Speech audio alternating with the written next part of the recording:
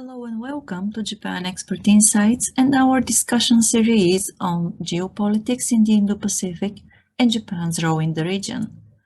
Every second Monday, Dr. Stephen Nagy, Senior Associate Professor at the Department of Politics and International Studies at the International Christian University in Tokyo, and host Maya Matsuoka lead a discussion on the latest developments, new challenges, and shifts in the geopolitics of the Indo-Pacific region.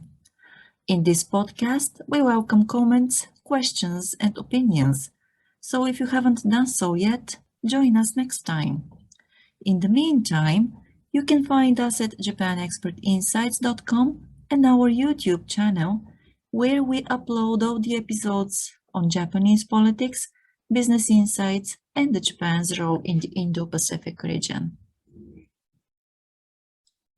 Today, Stephen is joining us from Canada, and we are going to talk about the Indo-Pacific Hot Spots. Which are they and why they generate a lot of attention? Stephen, good morning. Sure. So good morning from Canada. It's my first podcast or clubhouse from Canada. So it's great to be here, and I think many of us are interested in looking at some of the what I call the Indo-Pacific hot spots. And in the title, I talked about the East China Sea, we talked about the South China Sea, the Taiwan Straits. I would be remiss if I didn't talk about the Himalayan Plateau.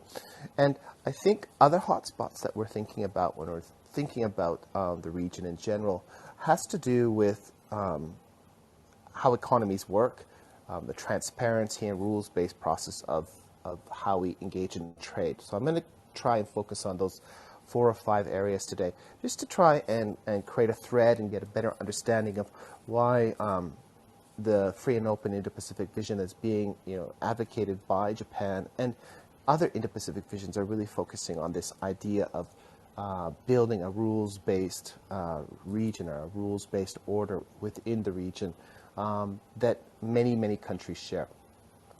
So when we look at this, I think it's really important for us to start in the East China Sea. And in the East China Sea, of course, there's tensions between Japan and China, marginally Japan and Taiwan over the Senkaku Islands. I think everybody understands that all these 3 entities, they claim these islands for themselves. But Japan has managed and administered the Senkaku Islands since at least 1890. And that they have the strongest claim under international law for the Senkaku Islands.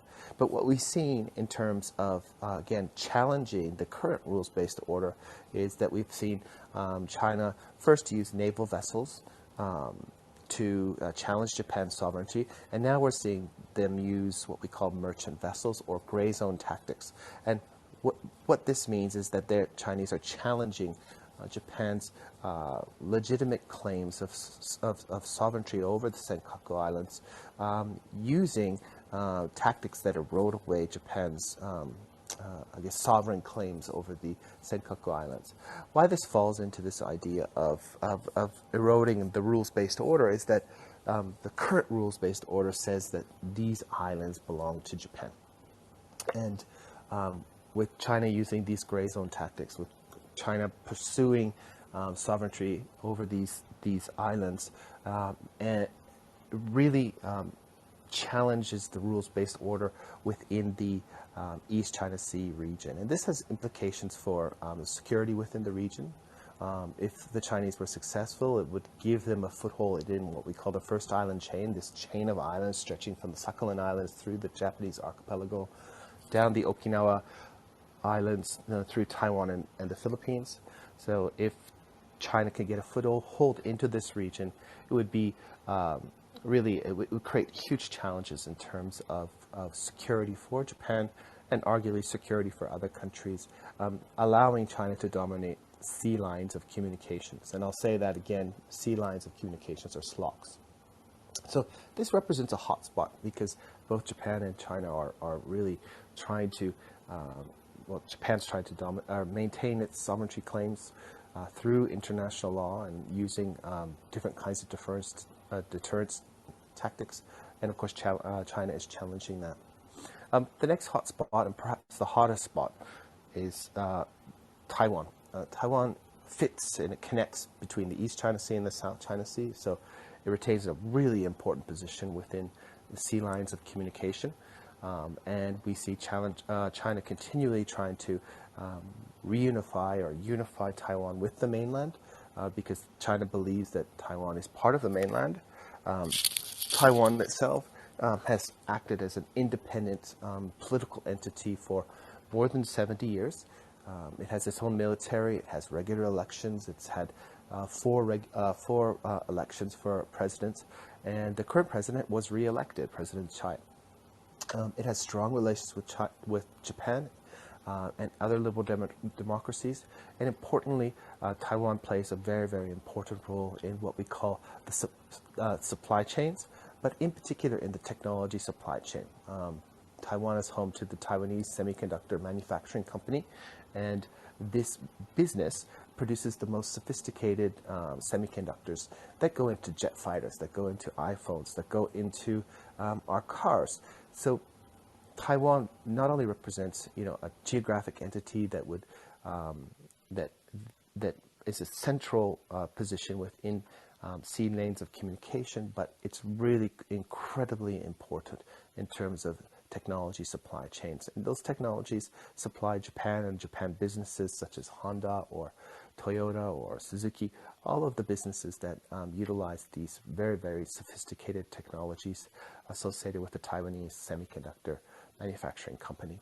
So Taiwan represents a hotspot, and what we've seen, and just on October 1st, when China celebrated the founding of the People's Republic of China, they sent 28 fighters over Taiwan, again, to press their claims of sovereignty over this independent political entity that we call Taiwan. So Taiwan really represents a challenge for the region, and I think in particular a challenge for Japan because of its location. Pivoting southwards, the South China Sea is this expansive water space that I think many of us know. How big is it? When we look at a globe, it doesn't really show actually how big this expansive water is. But what's important about the South China Sea is that it is a central, it represents the most active sea lines of communication perhaps in the world. And what that means is about $5 trillion of imports and exports and energy resources are moving in and out of the South China Sea every year. $5 trillion. So what is $5 trillion? That's about the GDP of Japan per year. So it's a significant amount of trade that goes in and out through the South China Sea. And this is one of the hotspots because there's real concerns about growing friction within the South China Sea that could potentially cascade into a regional conflict or perhaps a broader conflict. We have artificial islands that have been built in the South China Sea, and those artificial islands are now militarized with anti-aircraft missile systems, and those are targeted at the United States. The United States claims that, and most other countries claim that the South China Sea is international waters, and they have the legal right to navigate and their naval vessels anywhere and anytime and any place through the South China Sea, whereas their Chinese friends claim the entire sovereignty over the entire South China Sea. This is a problem. It's a problem for the United States because they've really founded their post-World War II, perhaps even longer, national security based on having free movement of their naval vessels anywhere around the world at any time, including the South China Sea. And China is challenging that. But China's claims are not only challenging the United States. There are 6 other claimants, or those people that are claiming territorial rights within the South China Sea. And China has ignored international rulings, such as the 2016 decision by the Permanent Court of Arbitrations, which rejected all of China's claims within the South China Sea. So what we're seeing in the region is the militarization of the region with Vietnam, Malaysia, Brunei, Indonesia, the Philippines, as well as China, all expanding and developing their military so that they can stake their claims in the South China Sea. And why this is a worry, of course, is that the potential for accidental conflict or miscalculation over each position in the South China Sea is increasing every day. And what makes the situation even more worrisome is that the asymmetries that exist between China and the other claimants within the South China Sea. Now, Japan and the United States are not claimants in the South China Sea, but remember that most of Japan's imports and exports, as well as its energy resources, are transported through the Malacca Straits, through the South China Sea, along the Taiwan Straits or around Taiwan, up through the East China Sea into Japan. So what happens in the South China Sea really, really matters for Japan. And the last thing that they would like to see is China dominating the South China Sea and this first island chain area, because it would fundamentally change the balance of power within the region and allow China to squeeze other countries that depend on the South China Sea for commerce and for energy resources. Looking at the track record of Beijing, this is something that I don't think is out of our imagination. Pivoting away from the maritime domain, which I think is really incredibly important when we're thinking about the Indo-Pacific, we should also think about China's assertive behavior on the Himalayan plateau. And I do see a few of our Indian friends, Ravi and others, on the call, and I'm sure would like them to jump in and share their views on this as well. But what we're seeing is China also exert its sovereignty claims on the Himalayan plateau at the expense of our Indian friends. And in 2020, in May, we had what we call a bust-up or a small battle in the Himalayan plateau where Chinese soldiers and Indian soldiers were killed. But what we saw is the Chinese, again, trying to assert control, the line of control on the Himalayan plateau to achieve a dominant position on the Himalayan plateau vis-a-vis India, and this helps with their territorial claims that are in competition with our Indian friends.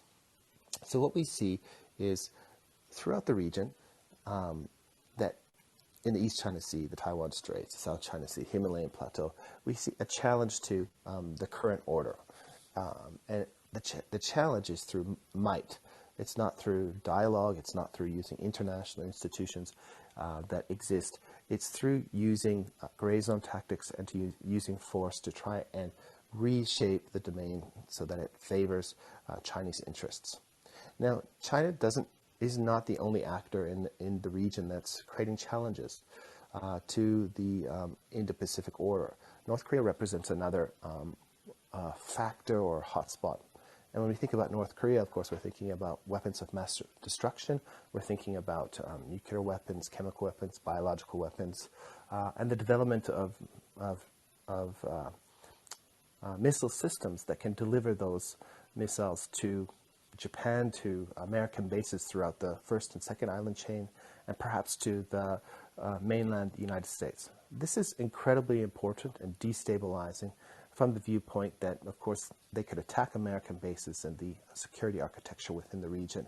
But it's also a concern in terms of weapons proliferation. So sharing these technologies, whether it's with other states or non-state actors. And there's some evidence that North Korea has tried to share these technologies with non-state actors, but also state actors like Syria, Libya, and others.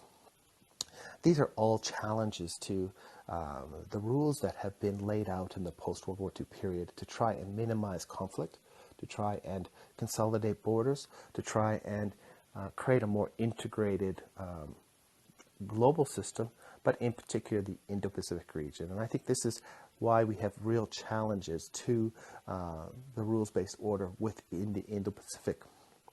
The last point I wanted to focus on was the economy.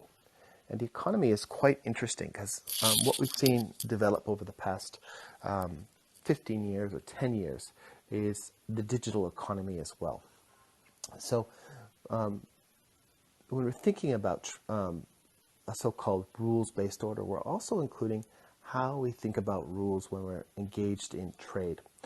And agreements such as the Comprehensive Progressive Trans-Pacific Partnership, and I'm going to just say TPP 11 out of simplicity. This particular trade agreement that includes Japan focuses on what we call intellectual property rights, so that if I design and create something, that I can, my ideas will be protected under law, and I can receive the financial benefit from that. So it focuses on intellectual property rights, it focuses on environmental law, it focuses on labor law, and it focuses on a limited role for state-owned enterprises. So the TPP represents a very advanced form of trade agreement that creates rules on how countries should trade and engage in research and development, in environment, in law, and the role of state-owned enterprises. So these are rules that at least 11 countries have agreed on at this stage in the Indo-Pacific region. The UK is likely to join this agreement. Taiwan will joiner of the agreement, and we're likely to see other countries join this agreement because it's creating rules of how trade should occur. And here again, we're seeing challenges to how trade is being prosecuted by different countries, in particular China, as they do not protect intellectual property rights. They do not value environmental law and labor law in the same way. And of course, state-owned enterprises are not being limited in the Chinese economy. So that means the state is intervening actively in the economy. And the consequences of that is that the market is no longer a competition between the ideas of different businesses. It's a competition between which business has the most resources. And if the state is sponsoring and supporting businesses, the market no longer shapes how competition occurs between businesses. It's, again, the state.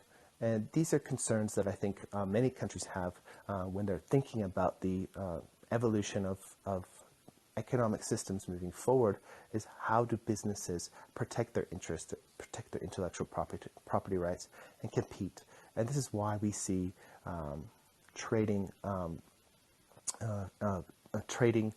agreements like the TPP emerge to try and recalibrate the market. So the market is the platform for cooperation, for innovation, for research and design, and for how we engage in commerce globally. And again, this is being challenged, I think, by China. When we pivot away from, I guess, the traditional economy to the digital economy, we see similar challenges to how we understand how trade should work. Now, in the digital economy, of course, things move much quicker. We're engaging through commerce through a digital platform.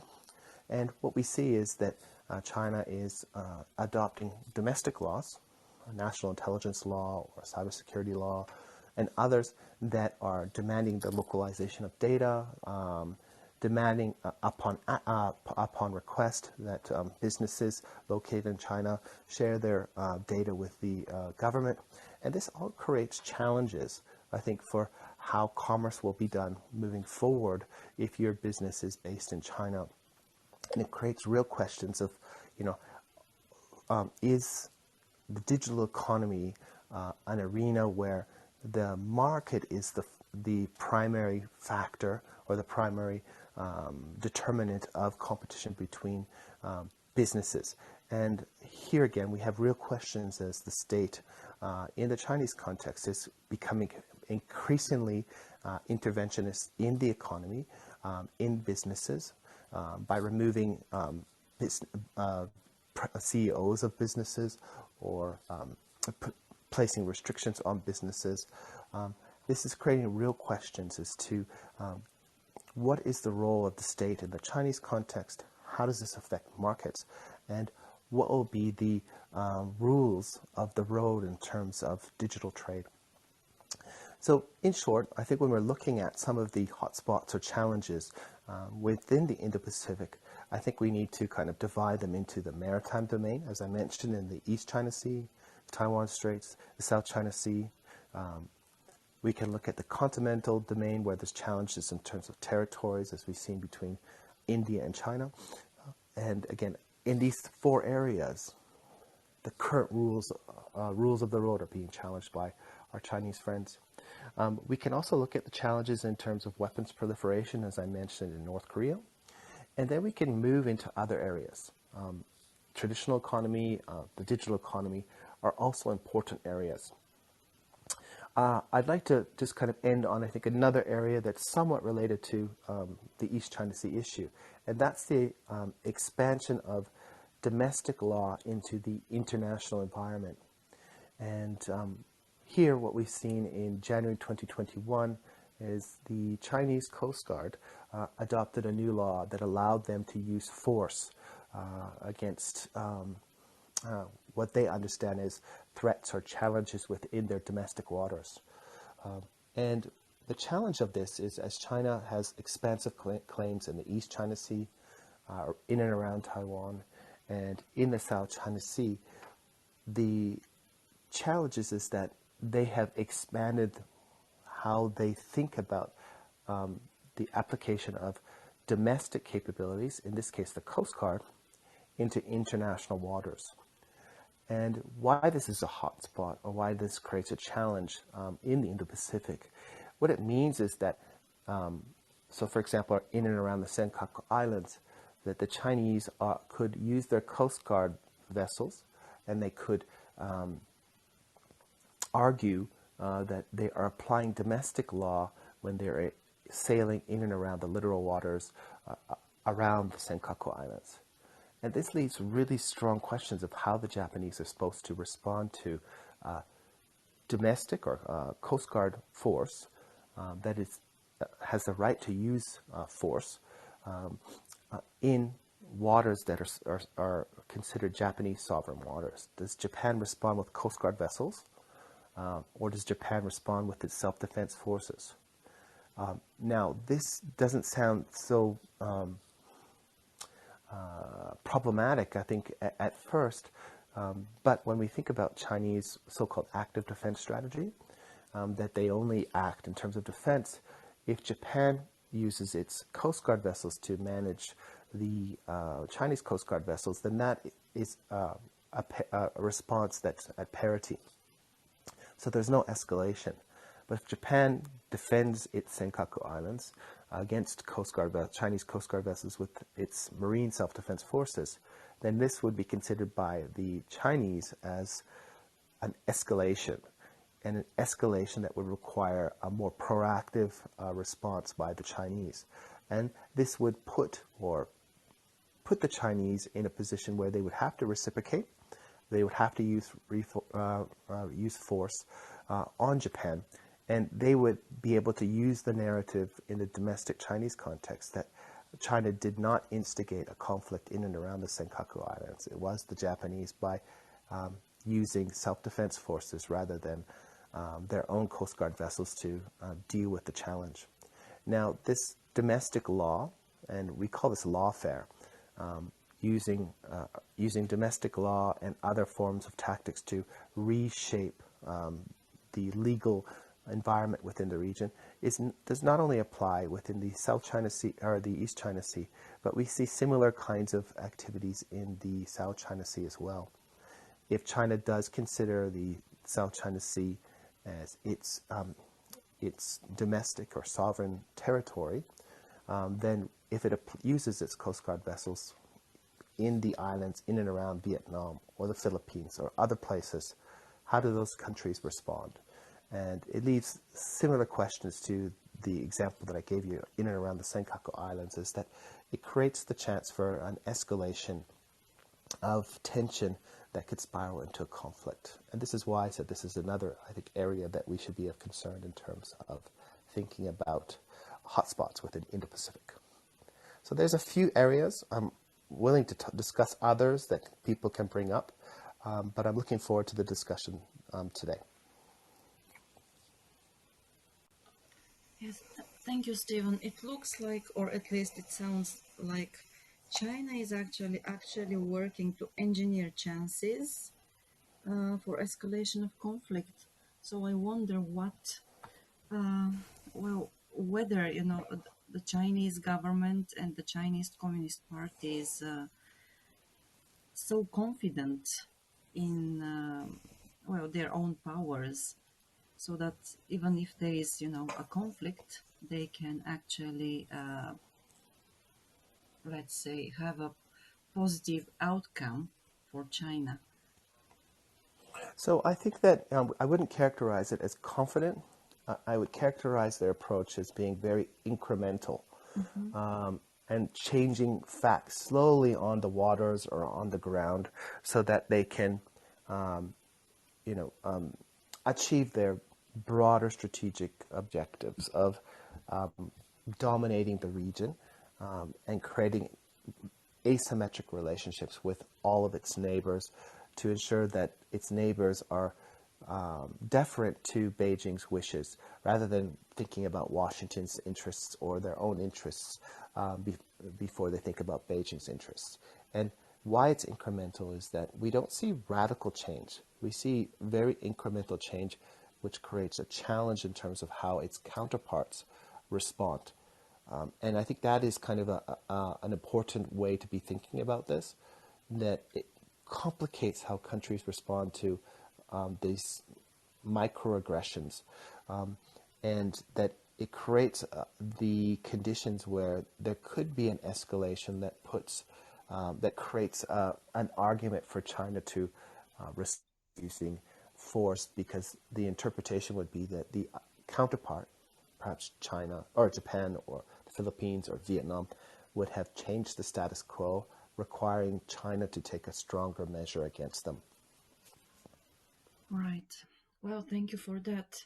It looks like the countries in the Indo-Pacific are very aware of those strategies of China and not really willing to put up with them.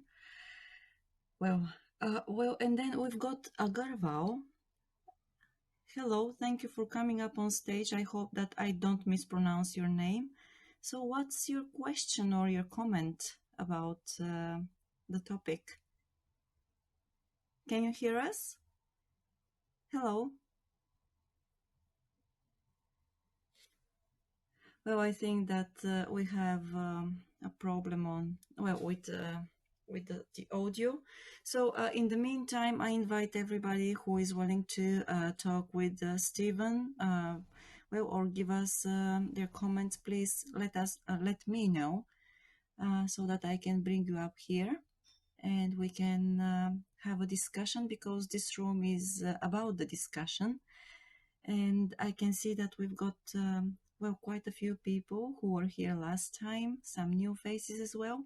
Please join us and let's talk. Okay, we've got just a moment. 38 planes flew across Taiwan, and it is being going constantly, and they are upping the ante repeatedly. So Japan needs to beef up its defenses as well. And I would just like to add one more question, like, can Japan go nuclear? Okay. uh, because of the botched withdrawal from Afghanistan, and if you see United States uh, negotiating with China on the release of Huawei CFO from Canada in exchange for two Canadian citizens, uh, can Japan has that trust of nuclear umbrella security which was offered by United States post World War II? Okay. And if you another thing is, I have read reports like Japan is now not investing in yuan denominated sovereign bonds as well. So the and trying to have an alternative supply chain to be built across India and other countries. I think Vietnam, other countries as well. And India and Japan are now boosting our ties and trying to increase the trade between the two countries. And Japanese are now investing in Indian infrastructure as well. So it requires there are a lot of opportunities and scope for Indo-Japan partnership, which will shape the future of Asia and and I think both the countries can lead the path of development and democracies across Asia in the time to come. And the thing is, how far we can trust the United States? My question is that only. Thank you. Okay, thank you very much, Yuki. I think you've raised several points. So the first one, if I remember, is can Japan go nuclear? And I say, well, it has the technical ability, but I don't think that Japan has the inclination to acquiring nuclear weapons at this particular stage. They have a strong cultural aversion because of their own history, but I do think from the strategic standpoint, Japan acquiring nuclear weapons would put it at the front lines of being targeted by other nuclear states. And Japan, because of the nature of its the archipelago, the concentration of cities within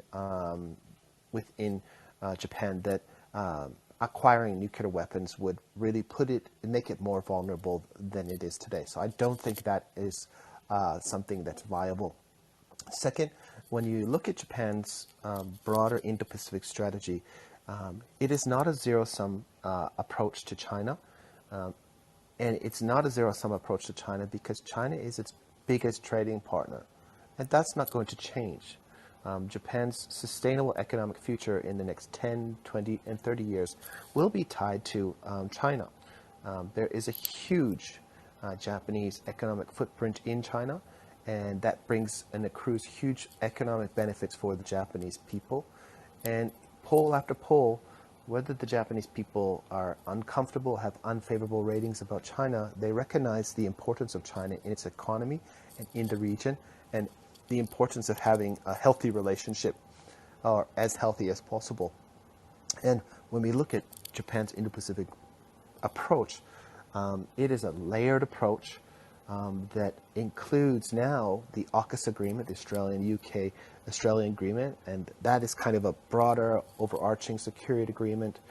The next layer is a set of alliances that is based through the United States, and that's the cornerstone of its policy, and they will continue to invest.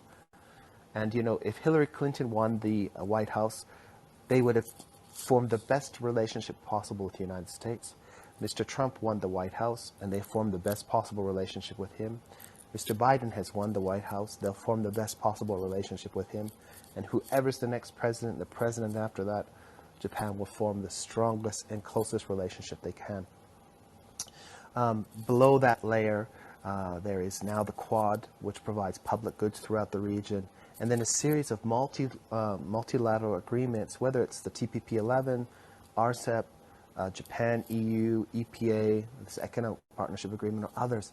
Japan's approach is through multilateralism, create a critical mass of institutions, shared norms to support a rules-based order in the Indo-Pacific region that is a critical mass that will pull China in a more positive direction. And that leads to me answering your last question, is that Japan looks at the United States as, again, the cornerstone of its policy, its security policy. It's the critical partner of the past 70 years, and it will be the critical partner of the next 70 years because of its comprehensive relationship with the United States. It's not just a military to self-defense relationship. They share technologies. Politicians, professors, grassroots organizations are all engaging with each other for decades. It's not simply just a military-to-military relationship. And with that, I think it's kind of a permanent part of how Japan views its security and views the region. I think Eleanor was kind of next in the queue. Eleanor? Hi, Dr. Nagy. Good morning from Washington. Thank you so much for this incredibly stimulating conversation. It's a great way to start my week. I wanted to make a quick comment about the maritime zone and then ask a question, if I may. Sure, Eleanor. So I do find it intriguing that you talked about the South China Sea. I think one thing that's not talked about as much is the area of convergence, if that's the right word to use, really, between Taiwan and China, in that they both don't recognize the 2016 arbitration ruling, even to this day for Taiwan. And I find it interesting that that hasn't really streamed into the public consciousness, at least here in DC.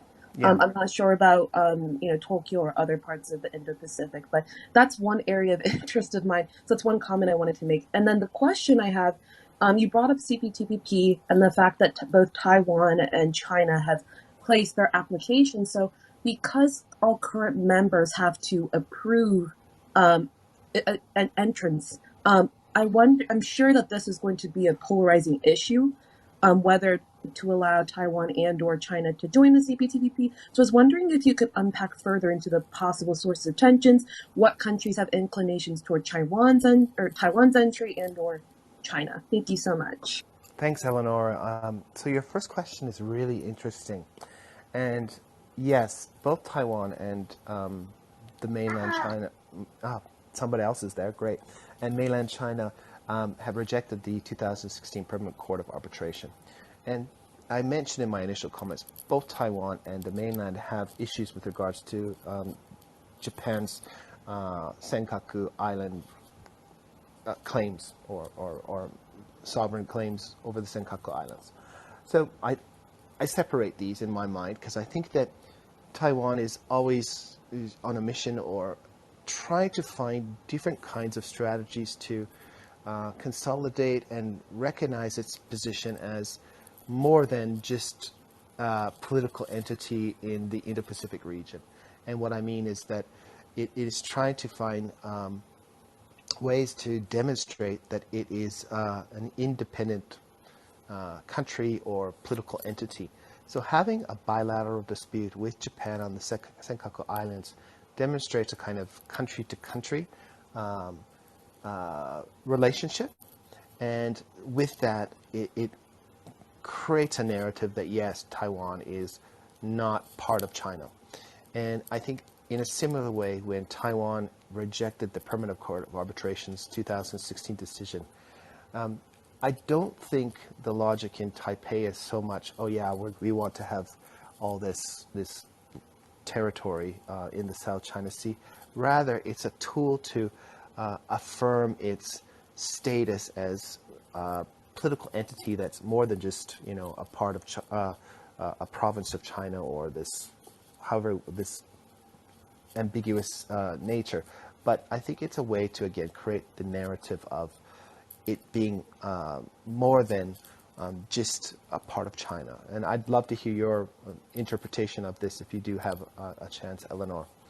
Now, with regards to both Taiwan and China applying for the TPP and how will other member states manage this, this is another really interesting question. So I think Taiwan, Japan, Canada, Australia, New Zealand would even Singapore would welcome Taiwan into the CPTPP. And for Taiwan, this would be great for trade. It would be great for inculcating itself into the broader economy, be part of the kind of the emerging new rules of trade. And it would be another kind of feather in its cap that it's actually an independent entity that is distinct from mainland China. So I think there's a political motivation behind this application and a economic motivation. The challenge is will Malaysia, will Vietnam, will Brunei, and even Singapore, could they be pressured by mainland China to reject Taiwan's application before mainland China joins the Comprehensive Progressive Trans-Pacific Partnership? And that's a really big question. My view is they will probably be pressured to reject Taiwan's application. So that leads to the question, why is China applying as well? Because it clearly doesn't meet the minimum criteria to join. State-owned enterprises are increasing in influence in China. Labor and environmental law is loose, and IPR protection is minimal. But joining the CPTPP, again, would be not necessarily bad for a country like Japan for a couple different reasons. And this is where I think there's a possibility for Japan to support China's case if there was a real commitment to changing some of its economic behavior. And one, by supporting China's application to the Trans-Pacific Partnership, it could push the United States to come back to the agreement as well and further anchor the United States within the region.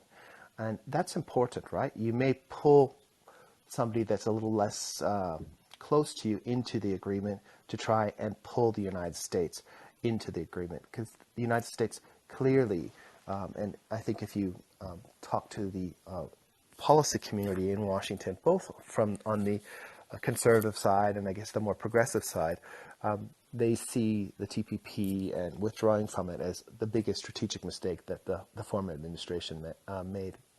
So there's real open questions about whether Taiwan and China could join the CTPP, but I think that the political and economic calculations of the current members will be influenced by how they view Beijing in terms of applying coercion to them to reject Taiwan's case, or how the acceptance of both of these political entities could be used to pull the United States back into the region economically, and that would be good for Japan. Thank you so much for your thoughtful response. I can comment very quickly on Taiwan, but I do have to get to campus, unfortunately. So, Sure, go ahead. So my understanding of why Taipei did not accept the arbitration, well, a reason I should say, is because the arbitration did not determine Itu-Aba to be an island, and that meant that because it's deemed a rock if I remember correctly, based on UNCLOS. That meant that Itu-Aba is not entitled to an exclusive economic zone, whereas if something is labeled a rock, determined to be a rock, submerged feature, or even a low tide elevation, it's only entitled to a territorial watch, 12 nautical mile territorial waters. And I think that was one of the Tsai administration's frustrations, of course, because the arbitration started under Ma Ying-jeou. So I remember that the Taiwanese government uploaded a video of some sort, and I can't remember under which administration though, basically showcasing why Itu-Aba should in fact be an island. One of the reasons being because it has ample amounts of fresh water I can't remember how many tons of water can make a day.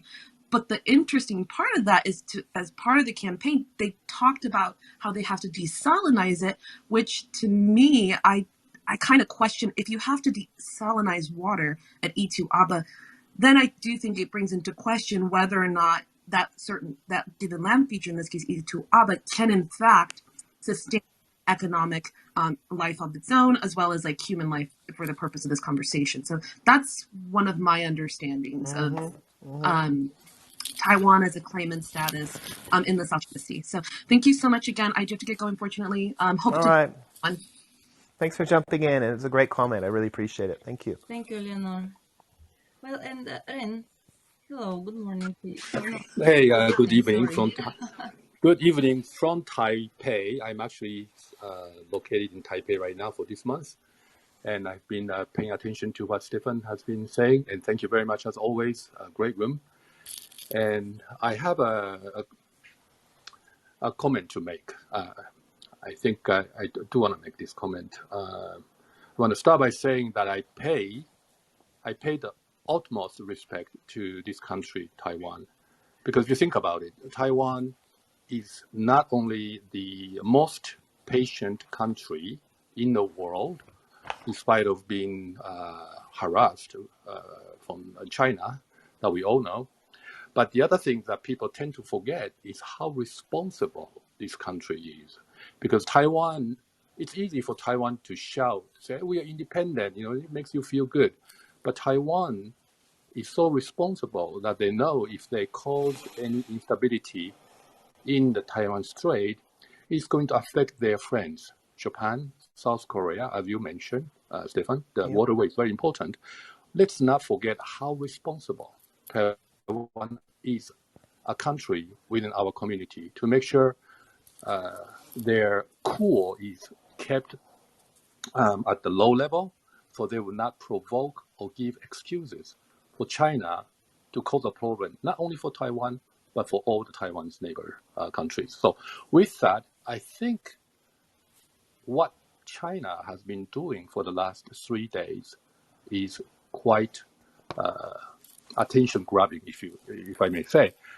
The last 3 days, if you look at the number of aircrafts that came from China to Taiwan to intimidate Taiwan, that's nearly 100 planes.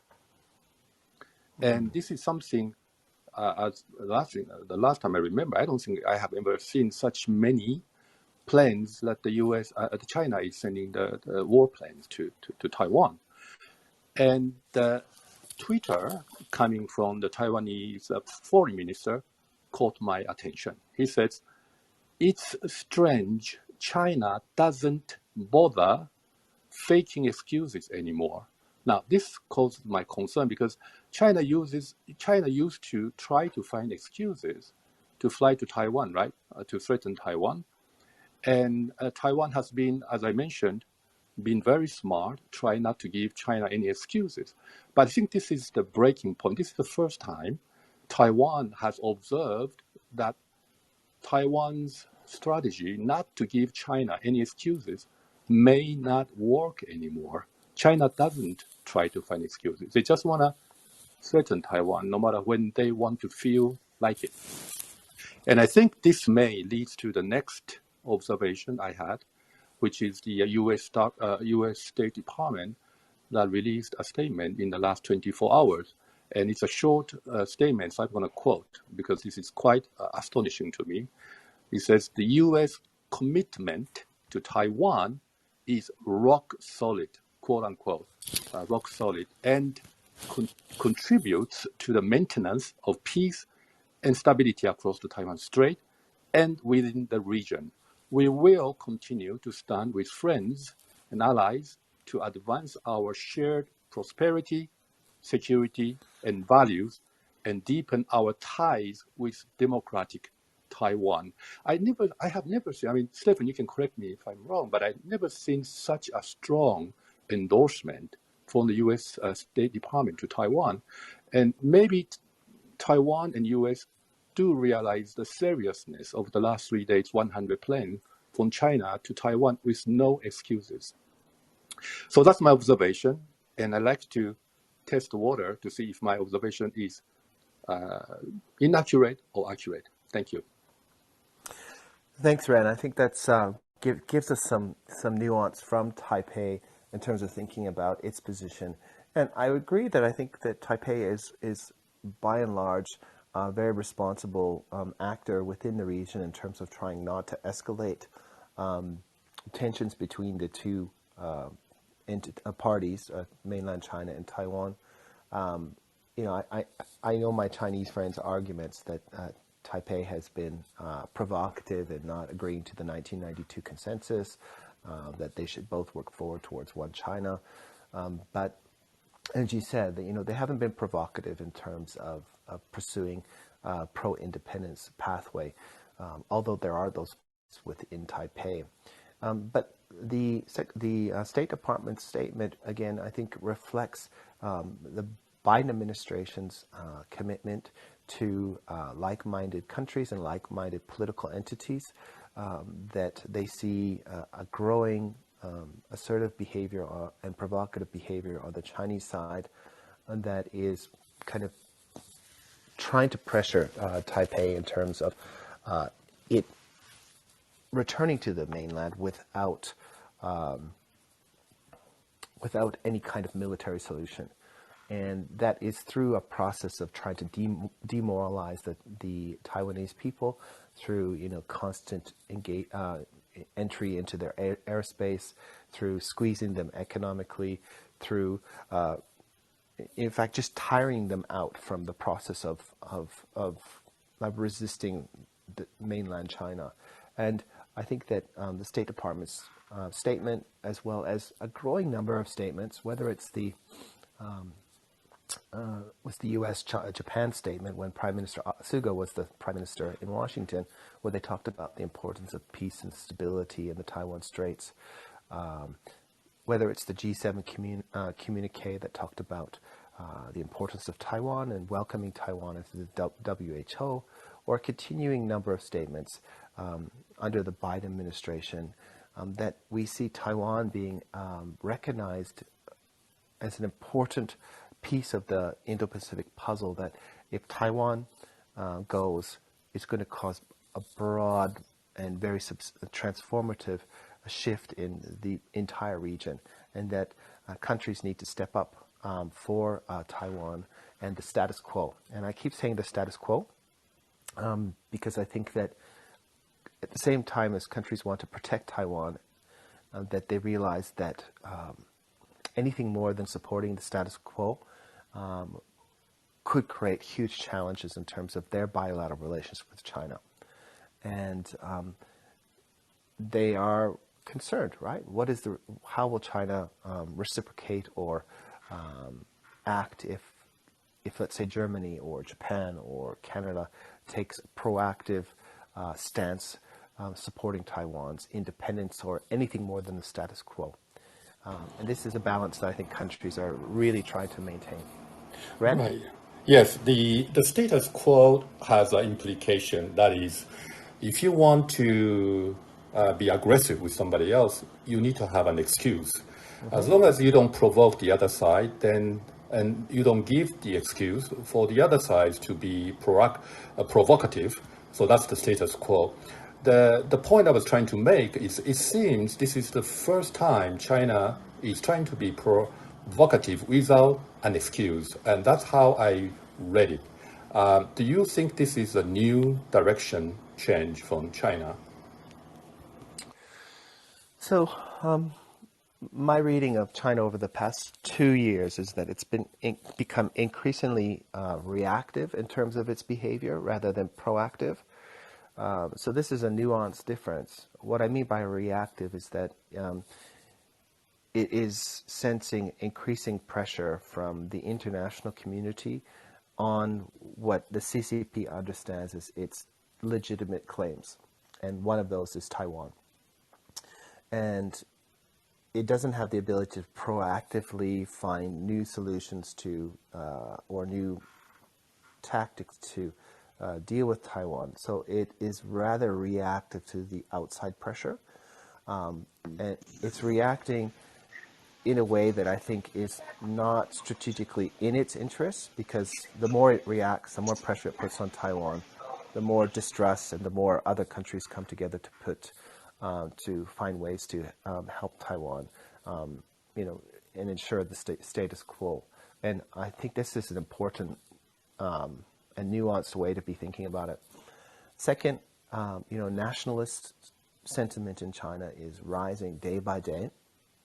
The state has proactively cultivated and enhanced this sentiment of victimhood, and that other countries are trying to keep China down and support Taiwanese independence, support Hong Kong independence, support the Uyghurs in Xinjiang. This narrative is really gathering momentum domestically, and it's putting pressure on, I think, the political leadership to take a stronger stance on Taiwan and other issues. And I don't see this as a virtuous cycle. I see it as a vicious cycle that could push Xi Jinping into a political corner in which he has to make a more difficult decision vis-a-vis Taiwan. Would it be fair to say that nationalism or extreme nationalism within China was created by the Communist Party themselves, and they now having a little bit of difficulty controlling the own fire, the fire that they set it up by themselves? Yeah, I think so. I think that they've been very intentional in enhancing that victimhood complex, Han nationalism, and the problem when you've opened Pandora's box, you just don't know the direction of where Pandora will go. And that is such a challenge. And I think that right now we see Han nationalism and the victimhood mentality is really, really moving in a negative direction.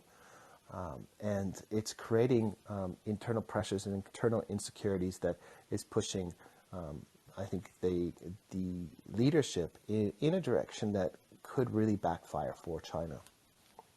Okay, thank you. I'm taking too much of everybody's time, but I really appreciate your feedback, right. Stephen. Right. Thank you. My pleasure. Thank you, Ren. Well, we've got a few more people, and I'm trying to let everybody on stage. It takes a little bit of time, so please forgive me for this. And let's see, we've got also Hiroshi. Hello. Hiroshi, can you hear me? Okay, so probably we can move on with Manish. And then, Manish, can you hear me? Oh, hello.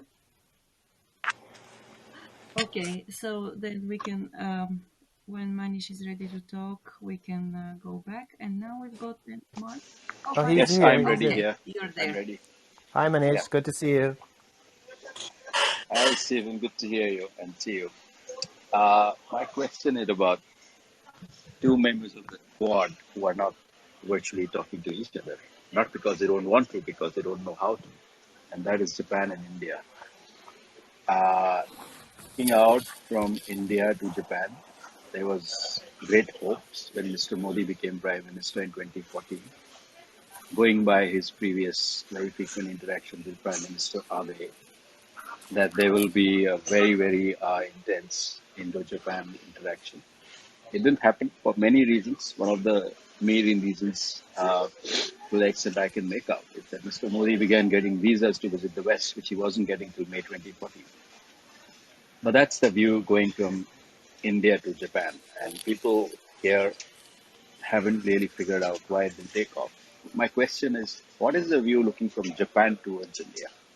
Does Japan have India on its radar outside the diplomatic service and the key politicians? Do common people have India on their radar? And is there a sense in Japan of this missed opportunity during the Abe period? And now, of course, the succeeding prime minister don't have such an equation with Mr. Modi. Okay, Manish, that's a great question. So I would look at this in three different ways. And I think when just turn off your mic and then you can turn it back on and when you want to talk. Yeah. At the grassroots level, I think that Japanese people have a tremendous appreciation for Indian culture, Indian history, Indian food. They have the regular kind of stereotypes about it, Delhi belly and these kinds of things.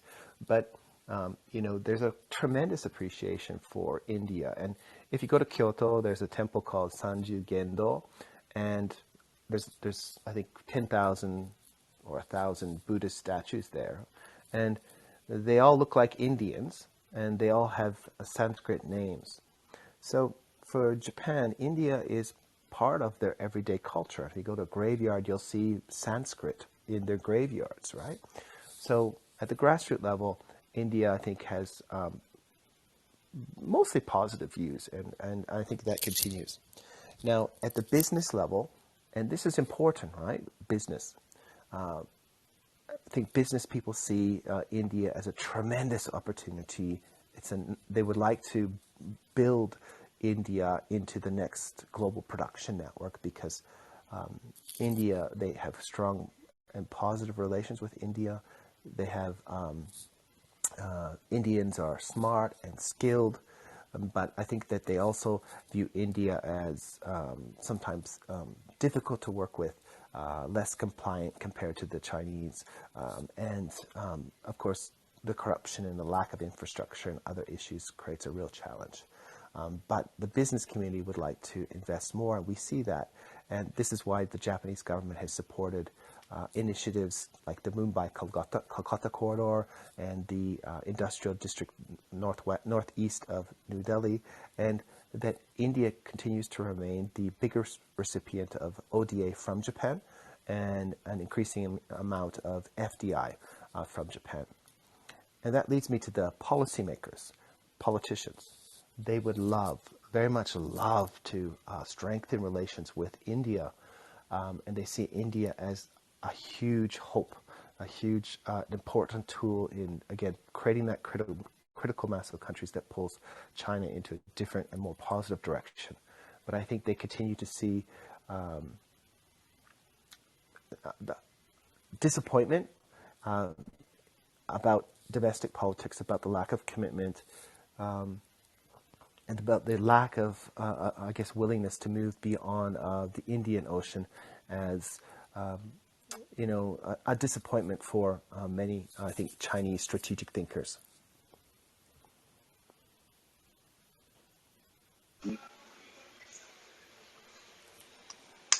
Yeah, I would think one aspect that is not even referred to very often is the very, very ancient relations, which you briefly referred to.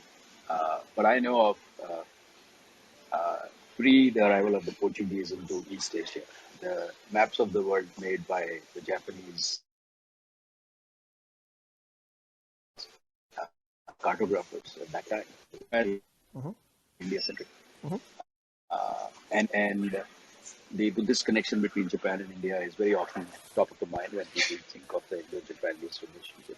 But there's a much deeper previous relationship. Japanese students used to come to Indian universities who were all destroyed between the 1300s and 1400s. There are scrolls that have vanished in India but are preserved in Japan. And also, I mean, Japan has this tremendous amount of goodwill in India. People respect a lot. But as you said, when it comes to the policy making level, somehow things are just not clicking together. I think that moving forward, Japan's going to continue to invest in the relationship. Japan believes in building the relationship. The former Prime Minister Abe, when Prime Minister Modi came to Japan, he took him to Kyoto. He took him to that temple, and he talked about the cultural roots and the shared cultural background of India and Japan. And I think that the relationship moving forward will only get better. But I think the limiting factor is not on the Japanese side.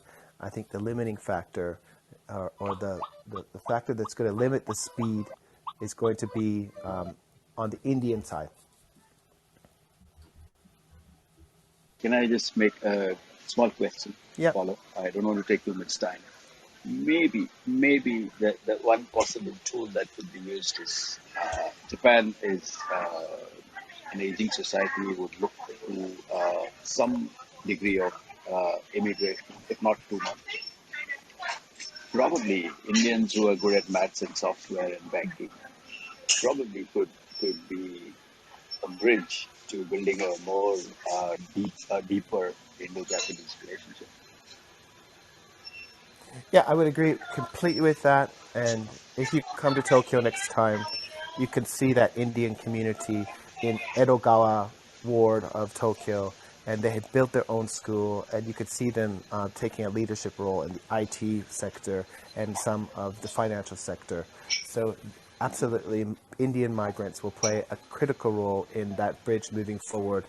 But ultimately, it will be policymakers in New Delhi being able to transform the domestic environment and to be more proactive in building their foreign policy engagements and their trade policy so that it fits in with the broader trade issues within the trade patterns within the region.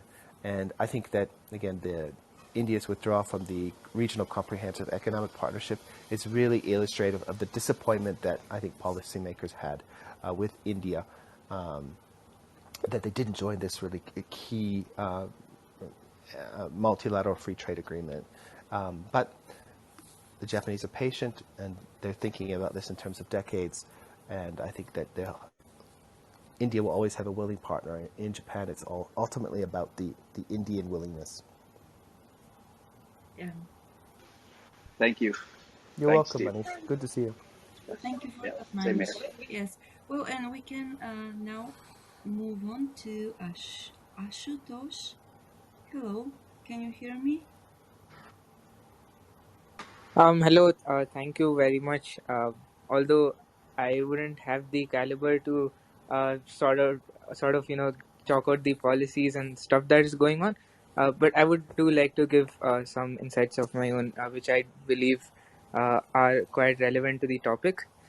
As we talk about Japan's role in the Indo-Pacific region, we know it's expanding. The fact is, Japan is increasingly seeing China as probably a strategic threat.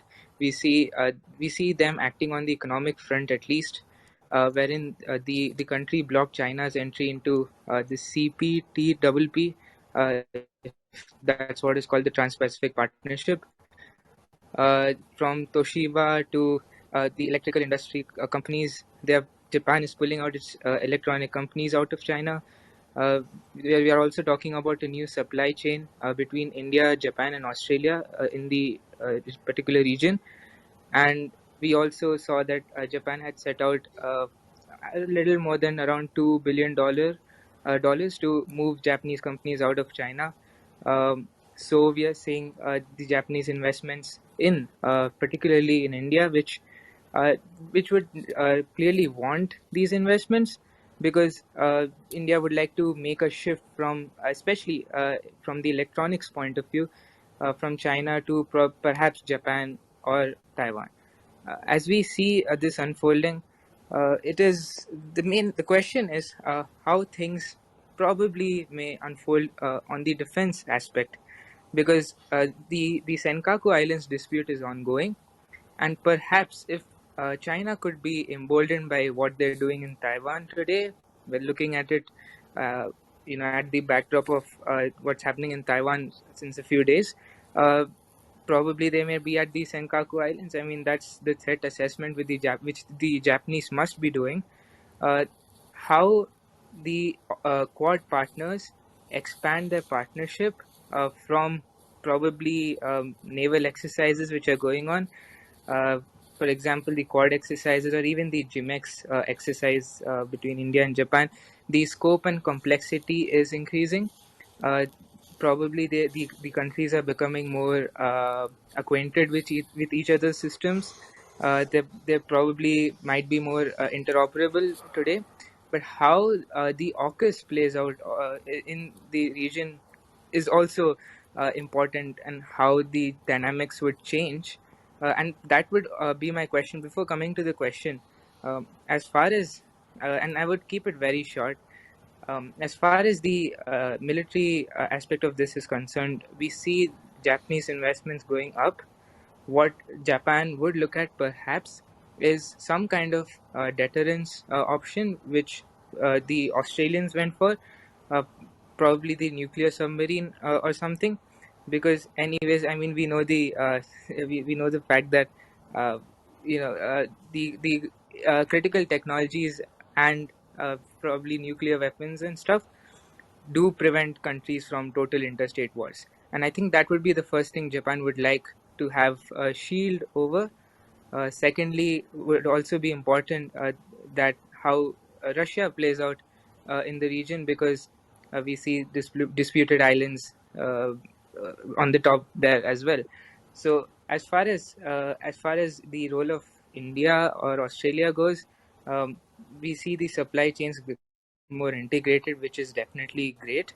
As far as India's good relations with Russia go, they may perhaps mediate between Japan and Russia, or reach sort of a minimum agreement, so that they could rather focus on China and most importantly the Senkaku Islands in the East China Sea. I would just leave with one question to the moderators, and that is, how do you think the AUKUS might shape dynamics in the Indo-Pacific with regard to Japan? Thank you very much, Ashutosh. I think that you Stephen, said I'm yes, sorry to yes. interrupt you. Just before you answer the question, let me say that I'm going to close the hand permissions in about 2 minutes. So if anybody in the audience wants to come up and join us here, let me know. And after that, it is not going to be possible. So sorry. Please go ahead. Thank you. So, Ashutosh, thank you for the comments and questions. There was a lot there. I'm just going to focus on your last question about the role of AUKUS in how Japan understands its security. I think that Japan welcomes AUKUS because it provides a very substantial and committed layer of defense and deterrence for Japan between Australia, the UK, and the United States. The kinds of technologies, the nuclear-powered submarines, really are, I think, one of the strongest forms of deterrence They can park these submarines in between the first and second island chain and act as a deterrent to push our Chinese friends in a different direction. And I think that is a critical and probably the upper layer of how Japan is thinking about how it can work with like-minded countries within a broader security framework within the region. But as I mentioned, AUKUS is the outer layer, the network of alliances that the United States and the Japan-US alliance is the second layer, and that's not going to change. It's only going to deepen. The Quad is moving and it's evolving towards what I said is providing public goods to the region, and that I think is more important for Japan. Japan wants to deeply inculcate itself into the region's economic integration, institutional development, norm building, and building a shared sense of rules within the region. And by doing that, it hopes again that it can create a critical mass of countries that will pull China in a different direction. There's no positive outcome to any kind of conflict with China. It's too big, especially within its periphery.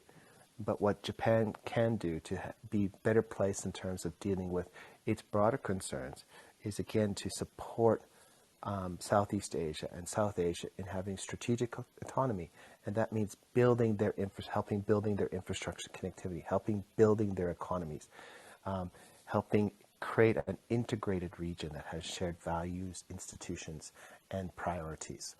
So I don't look at Japan as primarily through the lens of security in terms of how it's trying to shape the region, but it's looking at how it's trying to create a region that has strong institutions, deep economic integration, again, shared norms, and a shared commitment to the same rules-based behavior within the region.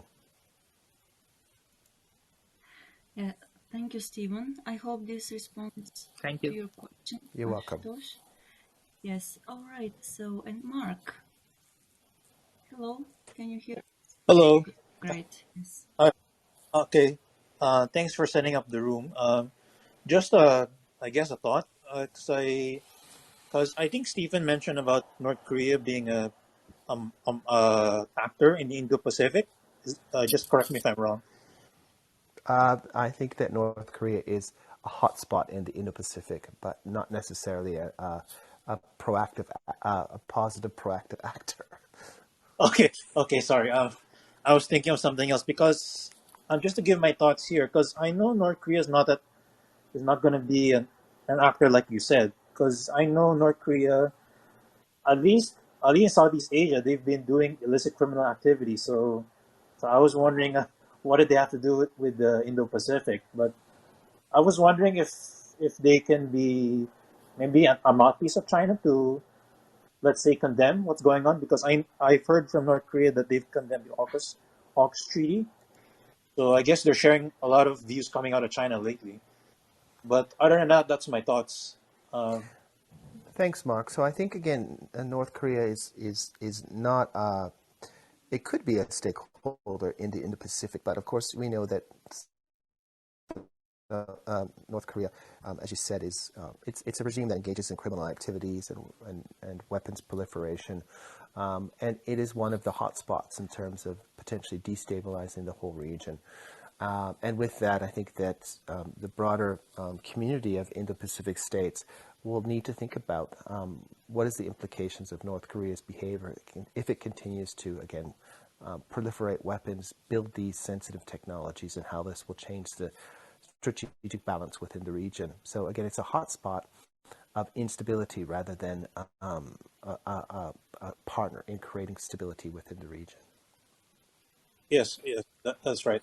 I do keep an eye on their, I guess, when they do their missile tests lately, especially when they did a missile test from a converted train car. So that Yeah, kind of raised my expectations that they're really going to keep doing this. absolutely. And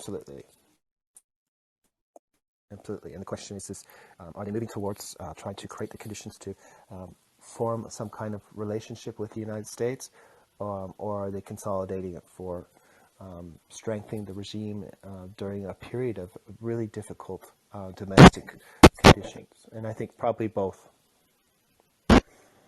Oh, okay. But I guess my thoughts are with those launches. I guess more to make their demands know that they want to lift the sanctions because lately because they didn't have any talks after Biden came into office. Yeah, and they're not going to have any until they've showed a different posture.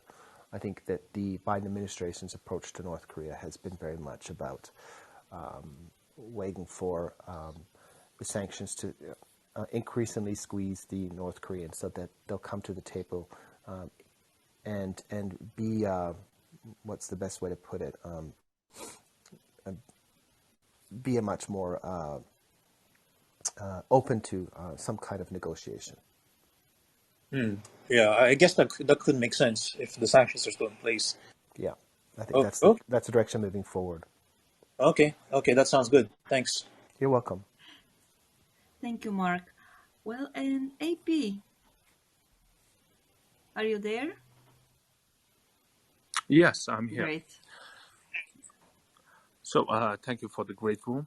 And is Japan's the major economy is based on the high-tech industry, and is China is controlling almost 80% of rare earth minerals.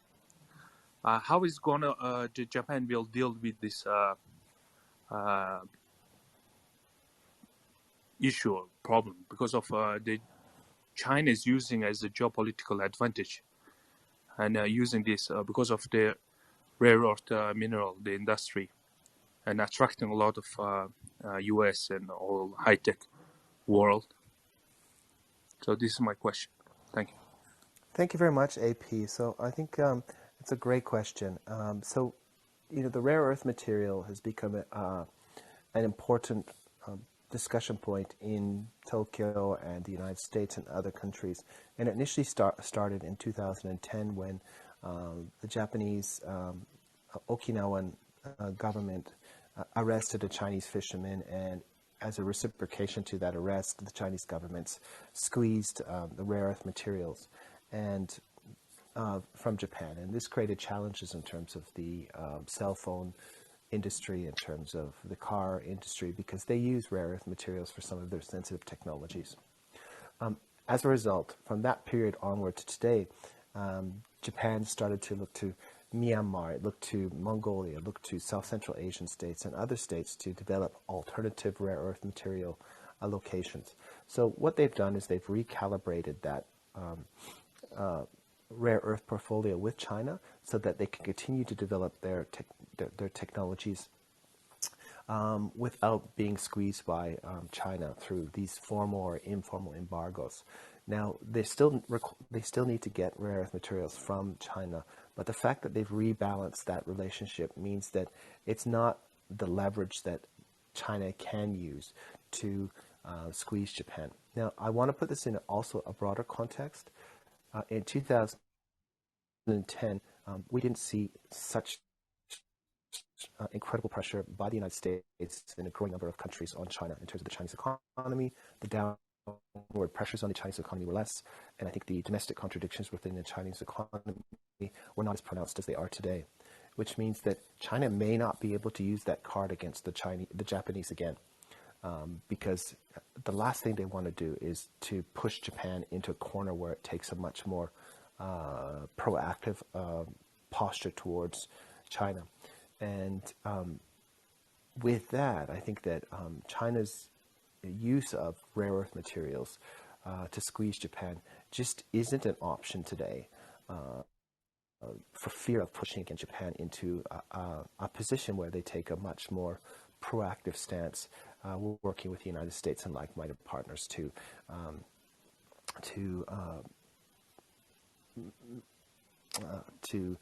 deal with some of the challenges that are emerging with China's assertive behavior in the region. AP, I hope this answers your question. Yes, thank you very much. Well, thank you. Good. And with this, so we have exhausted, the questions, I believe. But if somebody, yes. I have not asked questions. Oh, George, I'm sorry. Please go ahead. Yes. That's all right. Thanks, Maya, for having the room. Great room. And greetings from Boston. And thank you, Stefan, for sharing your expertise. My question is around uh, the role Japan is going to play under the new leadership after the election. Based on my own reading in the United States, historically, the United States wanted Japan to play a bigger role in the region, right? If you think about during the Cold War, as well as the current, geopolitical competition with China, U.S. actually wanted Japan to play a bigger role. However, the internal politics and domestic politics kind of prevented Japan, and certainly public opinion as well, prevented Japan to play a big role.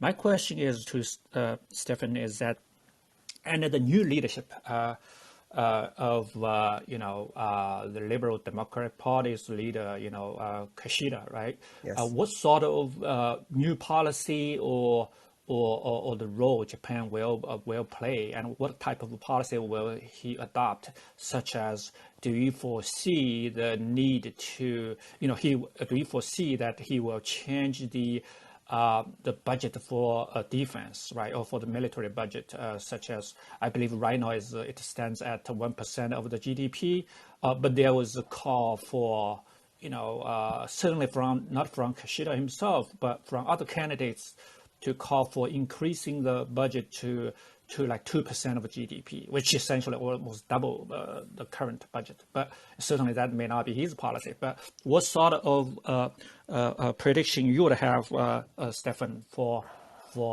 this new leader in terms of the Japan's role in the region? Thank you. Thanks, George. So I see a lot more continuity than difference. I think if you take a look at the selection of cabinet ministers, so Kishinobu is going to continue as the defense minister. Motegi is continuing as foreign minister. This was meant to send the strongest of messages that there's going to be continuity in defense and foreign policy. And that is a critical message for the United States. It's a critical message for other partners that have Japan has worked with to build a strong coalition within the region. Where there may be some differences is, and I think that initially Kishida was seen as kind of a softer approach to China, but we should be clear, that was more than 7 years ago when he was foreign minister from 2012 to 2017, and the past 4 years, China's behavior has changed dramatically in terms of its assertiveness. It's a more aggressive position vis-a-vis Taiwan, trade, many areas. So I think that whatever political leader that comes in is going to have to have be stronger, be more explicit about China and the challenges of China. Will the defense budget increase? I think yes. The degree of change is really an open question. Whether it will be the 2% advocated by Takaichi, and Takaichi is now, she's going to be the head of the LDP Policy Research Council. So she'll be working with the factions to try and find ways to shape Japanese defense policy. I expect it to change.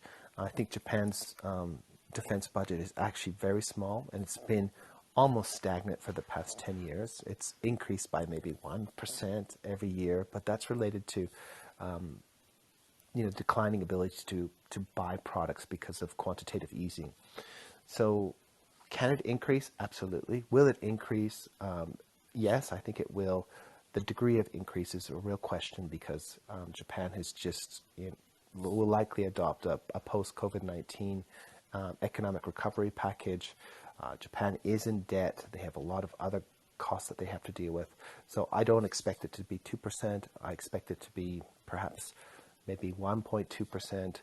And it's going to focus on particular capabilities such as the electromagnetic spectrum, over-the-horizon radar, satellite technology, cyberspace, and perhaps investing in in an indigenous A2D2 system, anti-access, anti-denial missile system to counter China's anti-access, anti-denial system. Yes, it's interesting. May I Yes, George. Thank you, Stephen. You're welcome, George. Thanks. And was it UK? Did you try? Yeah, Yes, okay. yeah. Just a simple point. India and Japan are actually working together in the Russian Far East city of Vladivostok, and they are trying to develop that region together. This is my limited. Thank Hey, you. Maya, may I respond to what Yes, George please. Yeah. just said? Just a quick response. Hey, George, I think one way you can look at is paying a little bit of attention to a new position or new post that was created under Kishida administration. It's called Economic Security Post. Yep. That is something that I'm sure Stefan is also paying attention to, because what exactly is economic security, right? It's in the U.S. It's like after 9/11, we consider the petroleum as an issue of the economic security. My understanding, Stefan, you can correct me if I'm wrong, but I think Canada defined economic security as economic espionage and all those kind of things. So in Japan, if Kishida says this is economic security to make sure the sea land is open and free from any intimidation, then suddenly Taiwan falls into that new cabinet post responsibility. So I think the new economic security post is not well defined yet, but as we learn more, I think you can see how Japan may try to be a regional leader in the Indo-Pacific region. Stefan, do you have any comment on that, or am I reading too much? No, Ren, I think that so under the Abe administration, the National Security Council was formed, and within that National Security Council, the Economic Security Council was formed, and the new post is reflective of a fundamental change in not only Japan but also the United States and other countries, that no longer is there a strong separation between national security and economics. The seikebunni is not, or the separation of politics and economics just cannot be separated anymore.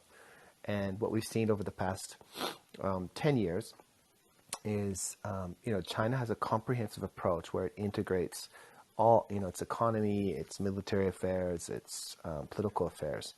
And there's a growing sense in Tokyo and Washington and other countries that economic security is a new approach to deal with economic coercion, to deal with, these rare earth embargoes, to deal with the increasing vulnerabilities associated with, the cyber connectivity, and that there needs to be a more coordinated effort to protect certain industries, such as semiconductor industries or other sensitive technologies, from states that are proactive in, industrial espionage and economic coercion.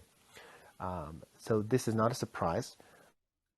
It's another important step in terms of Japan becoming a critical partner within the Indo-Pacific region that is going to, again, use a post of economic security to try and design a rules-based region that is transparent, rules-based, with strong institutions, and that will, I assume that they will also try to take this good governance and these ideas to many countries in Southeast Asia so that they can also build their strategic autonomy and deal with the challenges of China's rise. Thank you. You're welcome. Yes, thank you. We'll see how things develop. Obviously, there will be, there needs to be some flexibility in this too, depending on how the environment changes, the domestic and international environment changes. We're going to be on air again in 2 weeks when the topic will be the Indo-Pacific viewed from China and the Sino-Japan relations. This was Japan Expert Insights on geopolitics in the Indo-Pacific and Japan's role in the region. Thank you for coming and staying with us today. We will be on air in 2 weeks on Monday at 8:30 p.m. Japan time again, so join us. Until then, You can find us at japanexpertinsights.com and our YouTube channel, where we upload audio episodes on Japanese politics, business insights, and the role of Japan in the Indo-Pacific region. If you want to stay informed about our upcoming events, you can follow us on Clubhouse, LinkedIn, Twitter, and Facebook. Again, we are looking forward to your joining us next week. Until then, stay well and make every day count. See you.